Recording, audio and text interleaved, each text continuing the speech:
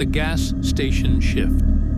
I don't usually tell this story. Whenever I've tried, people either laugh, say I was tired, or chalk it up to some kind of dream. But I know what I saw, and I wish to God I hadn't. It was years ago, back when I was working nights at a gas station just outside town. Nothing fancy. One of those lonely stations along an old highway where the parking lot always looks darker than it should, even under the buzzing floodlights. Most nights were painfully slow. Maybe a couple of truckers, a car full of kids buying snacks, and then nothing but silence. The graveyard shift meant I worked alone. Just me, the humming refrigerators, and a set of black and white security monitors stacked behind the counter.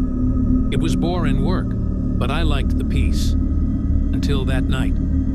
I remember it was just past 2:30 a.m. The air in the store felt heavy, like the stillness before a storm. I was half asleep, sipping burnt coffee, when the door chime rang. I glanced up at the monitor first. A man had stepped inside.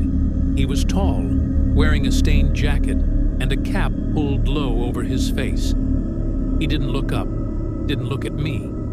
He moved slowly down the aisle, dragging one hand across the shelves as if he needed to touch everything he passed. At first, I thought he was just a drifter, maybe drunk, maybe high. But something about him didn't sit right. He never stopped, never picked up an item, never even glanced at the price tags. He just kept walking. I cleared my throat. Need help finding something? No answer. He didn't even flinch.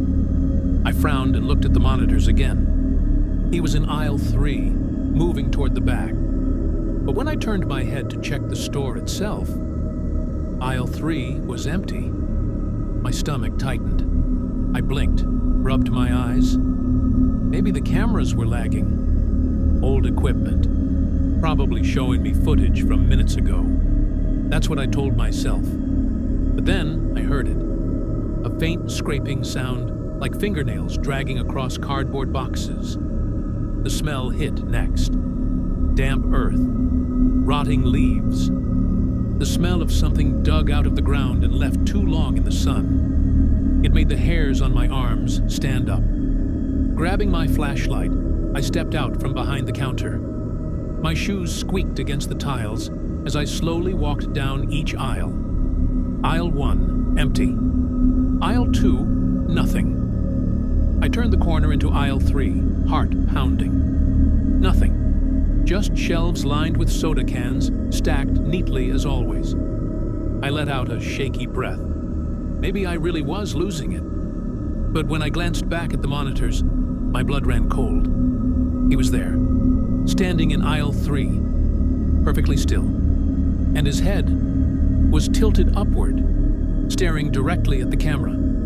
I swung my flashlight toward the aisle again. Empty. But on the monitor, he moved, slowly, deliberately, down the aisle and toward the counter. My counter.